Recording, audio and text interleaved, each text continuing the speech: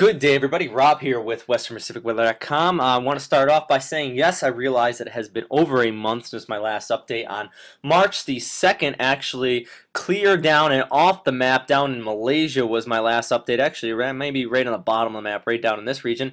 I am now back in Japan, just outside of Tokyo here, and really what I have been up to the last month is supporting some of these relief efforts out here with the Great Eastern Japan earthquake and the following tsunami that I know we have all heard about and have seen enough about. Realize how destructive this wave was and how horrible this whole entire event was. Right now, death toll upwards of still 30,000 and counting, many people missing, and just this is one of the worst natural disasters in recent history. And given the fact that Japan is always prepared for this, even as a short stint I've lived in Japan, I've already participated in several tsunami drills, so they're really well prepared, but still the time it took from the initial earthquake to the first wave hitting just around the Sendai area, it only took about 10 minutes, so it really just destructive situation here, and just showing here the overall wave amplitude map. I know 1 month after the fact, but a lot of people still kind of keeping this in the back of their memory because it's still very real out here in Japan,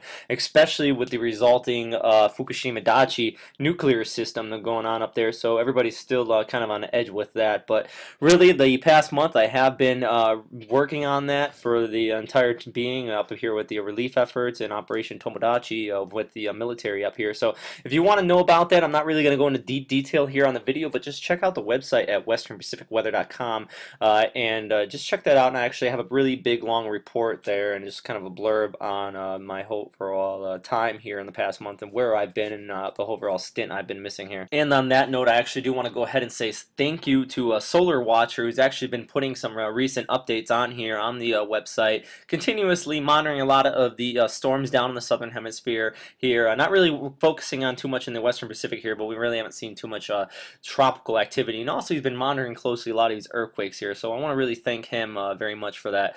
And also I want to thank the abundant amount of people, the ridiculous amount of people that have subscribed during my miss out. I have been checking my emails regularly, seeing that upwards of almost near 1,000 subscribers now, so I'm really surprised by that. But I also do want to thank you, and I promise as long as I'm here where I am right now here in back in my home, I will continue to put out these updates as much as possible. But anything severe comes up, especially with the nuclear power plant up here, I may be in and out, so just kind of informing anybody on that. But really not looking like that case. They have stabilized many of the power plants up there, and it all looking all better overall here. I know that where I'm living right now, the background radiation is slightly above normal, but still well within the livability standards, so really good news there. So if you really do want to get in the detail about my overall stint and where everything's going on, please once again go to westernpacificweather.com and check my big blurb there.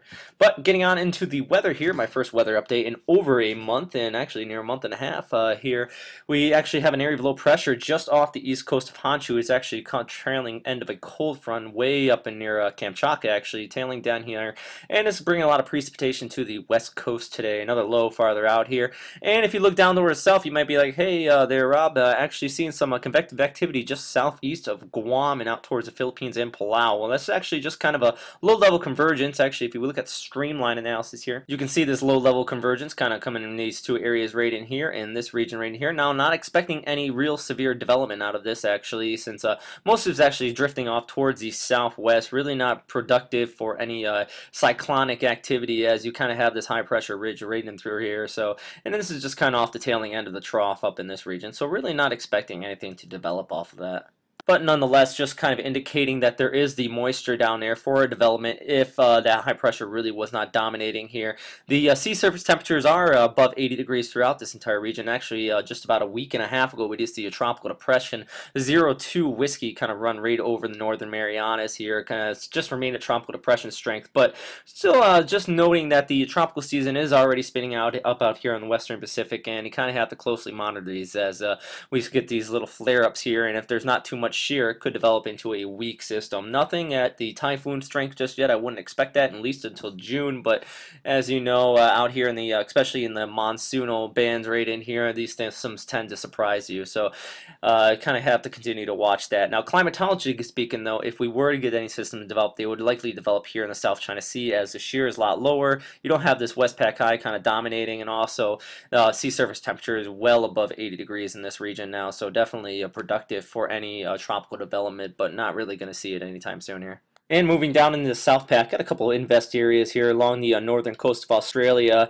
If anywhere in the world I would expect tropical development, it would definitely be in this region. Shear is relatively low, but the system really is disorganized right now. But it's just kind of showing overall tropical activity in the world is really quiet at this moment. But if anything, this area right in here definitely would expect the most anticipated development. But it's really, if anything, this would towards the west and out to sea with the overall background flow here. But looking at the monsoonal trough, that's still really the dominating force as far as the tropics along the northern coast here from Queensland off towards the Western Territory. So if anything, though, this is really going to just bring you the rain here from here all the way up towards Papua New Guinea and Indonesia here.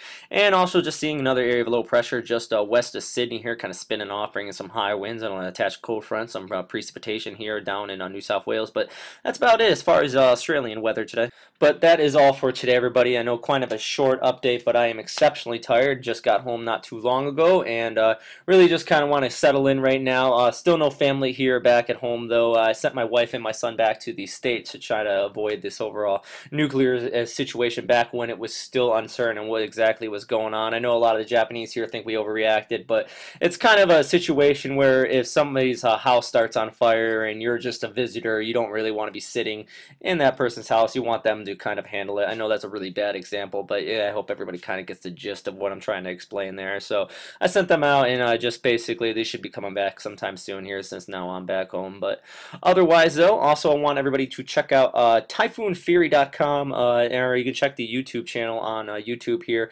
He has some really good footage up to near the Sendai area, well north of Tokyo, where this tsunami hit, and some really good footage there. And I know he's hasn't really gotten too many views on that, so I would really like anybody who's watching this to go ahead and watch that as well, since some really amazing stuff there. And thanks once again. If anybody has questions, comments, or suggestions, as usual, you can post them here on the YouTube channel or at westernpacificweather.com. And thanks everybody for listening, and thanks once again for subscribing. It's really helpful, and hopefully we can get the word out there for this next tropical season. So have a great day, everybody. Bye.